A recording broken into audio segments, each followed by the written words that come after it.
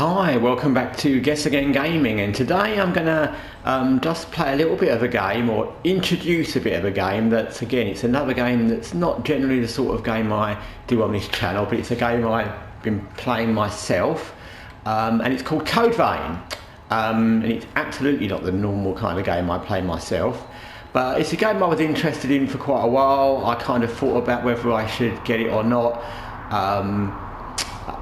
I wasn't sure whether it would be. I like the artwork, I like the kind of setting, which I kind of read about, which is kind of that kind of futuristic, desolate, apocalyptic kind of world. And I like the graphics. It didn't look too. I'm not really into anime, and some of those kind of cutesy looking anime things, but this looked all right, a bit more kind of, I don't know, grown up.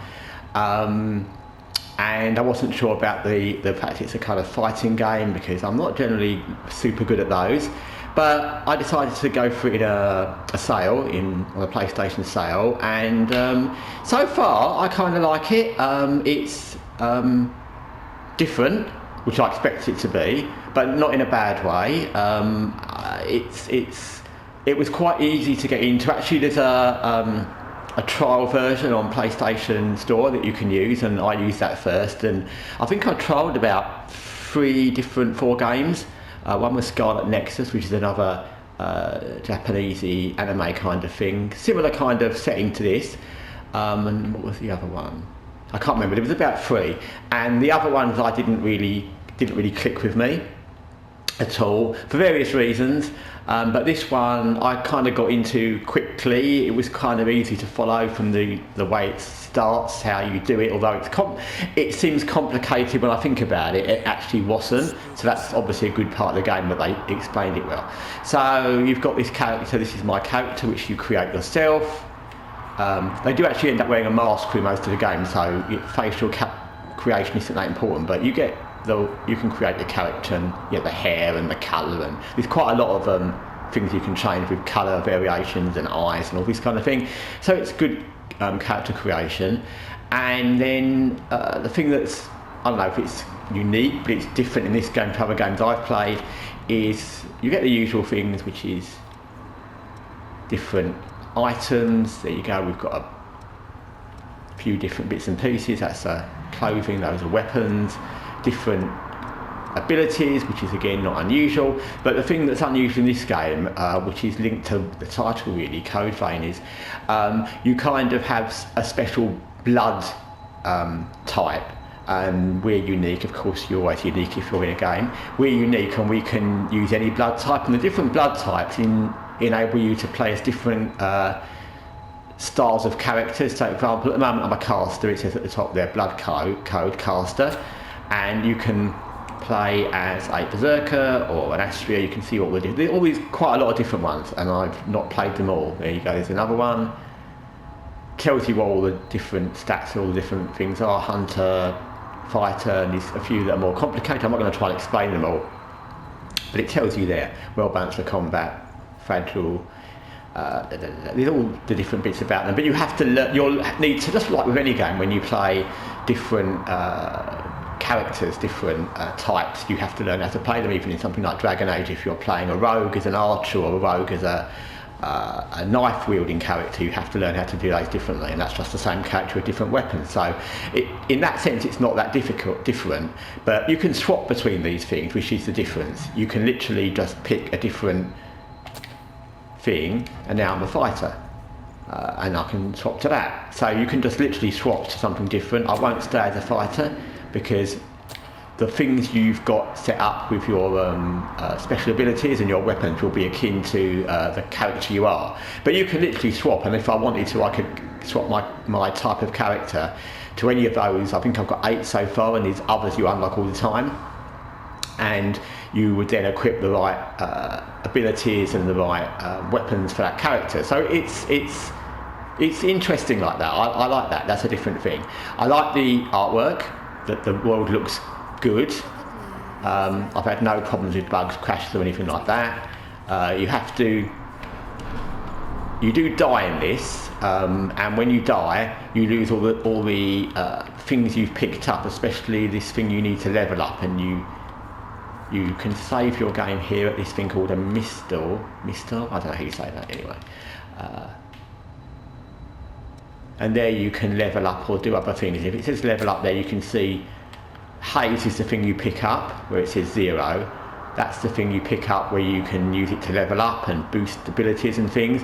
But when you die, any amount you've picked up you lose, and I died in the last time I was playing through this and I lost all mine, so I think it works, and I'm trying to remember now because I didn't play this for a couple of weeks. I think it works like if you die the first time, you can go back and pick up where you died and pick up the stuff you died and pick it up with the stuff you had when you died. But if you die twice, which I did, you can't. So I think I died twice.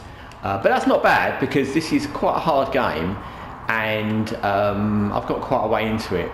Not a long way into it, but I've done all right. So you can climb down, you do normal things. You have one character that comes with you. You can change the person that comes with you. And there he is. He's a kind of attack, tanky kind of character. But you can change them.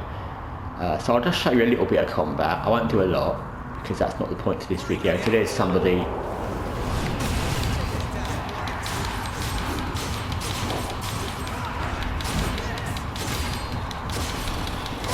Try not to get killed.